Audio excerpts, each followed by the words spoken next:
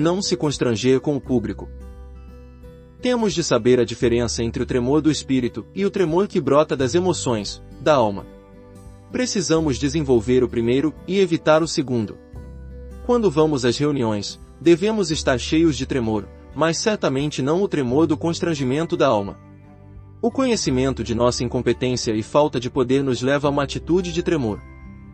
Essa atitude nos capacita a olhar para Deus com fé e confiança.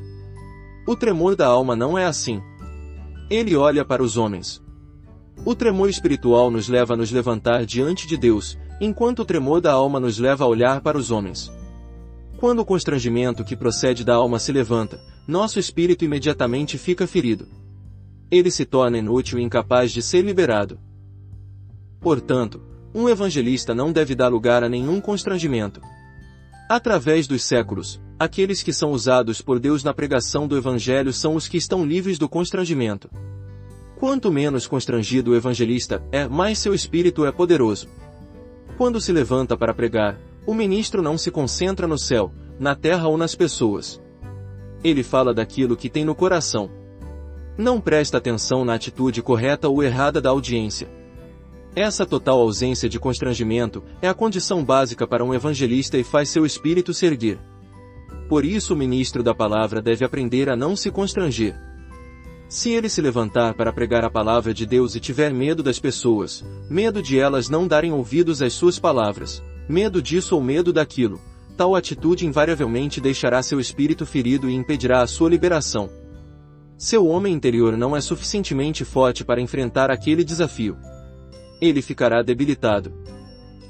Suponha que o pregador tenha plena consciência de que seus ouvintes são mais velhos e mais experientes do que ele, ocupam posições mais elevadas, são mais esclarecidos e inteligentes do que ele. Como ele poderá ser bem-sucedido em sua pregação? Quanto mais ele fala, mais fica trêmulo. Ao pregar, se você tornar as pessoas maiores do que elas são, ao mesmo tempo tornará a palavra de Deus menor do que ela é. Entretanto, se você se concentrar primeiramente no Evangelho, sua consciência das pessoas ficará sob controle. O espírito do evangelista precisa ser liberado. Ele não deve desenvolver uma consciência de auto-humilhação, pois isso reduz o poder da palavra de Deus, além de enfraquecer e esvaziar seu próprio espírito. Medo dos homens não é humildade, trata-se de um sentimento de auto-humilhação que provém da alma. A humildade espiritual vem por meio da iluminação de Deus e do real conhecimento de si mesmo.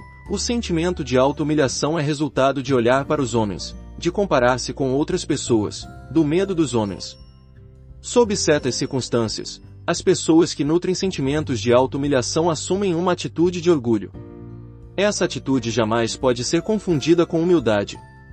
Ela fere o espírito e o deixa inutilizado.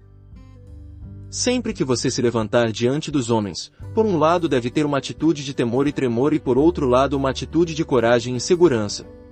Precisa de ambos, a falta de um desses dois ferirá seu espírito.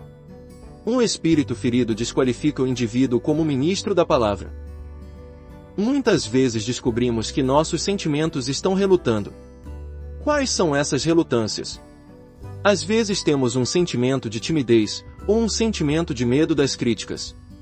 Podemos sentir a frieza das pessoas para conosco e a oposição contra nós. Todos esses elementos diminuem o que poderíamos dizer, pois impedem que misturemos nossos sentimentos às palavras. Temos medo de permitir que nossas emoções fluam junto com as palavras. Portanto, na pregação temos de soltar nossos sentimentos. Se tiver qualquer relutância, a palavra não poderá fluir e o espírito não será liberado.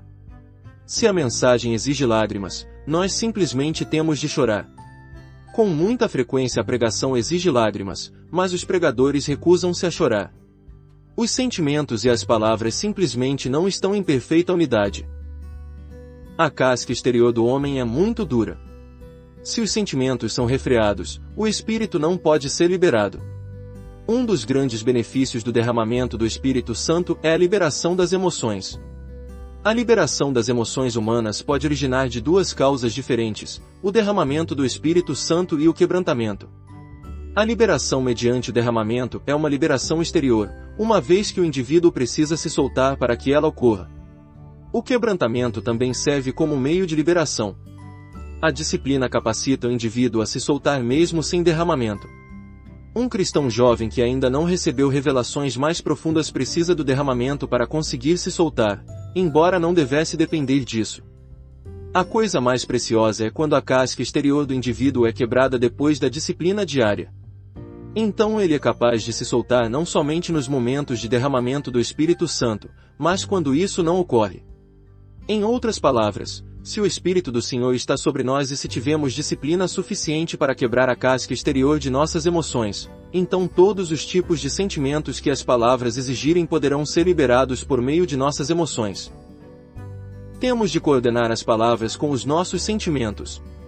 Se os nossos sentimentos falharem em acompanhar as palavras, o Espírito com frequência será retido.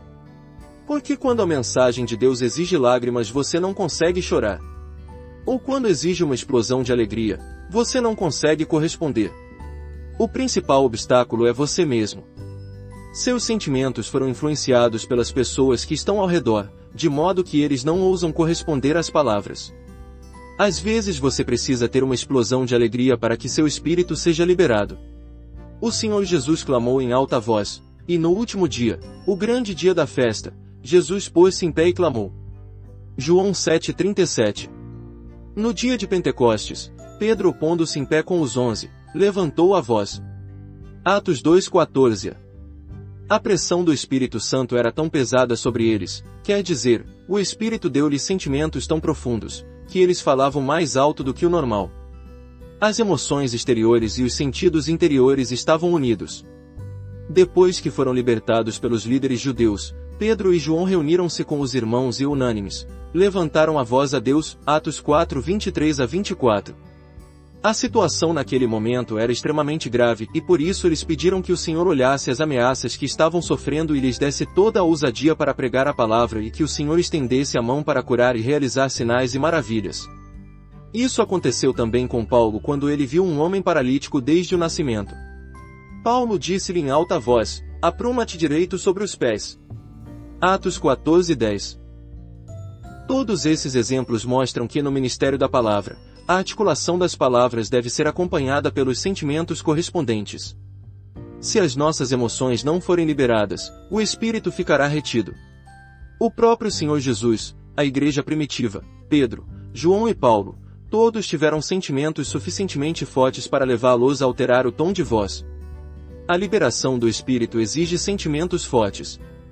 Não estamos tentando convencer as pessoas a gritarem nas pregações, estamos apenas afirmando que quando o espírito do pregador é vibrante, seu tom de voz pode ser alterado. Se não houver sentimentos interiores, mesmo que a voz do pregador ecoe por todo o recinto, não haverá resultado. Alguns pregadores gritam para tentar substituir a falta de espírito. Tudo aquilo que é artificial é inútil.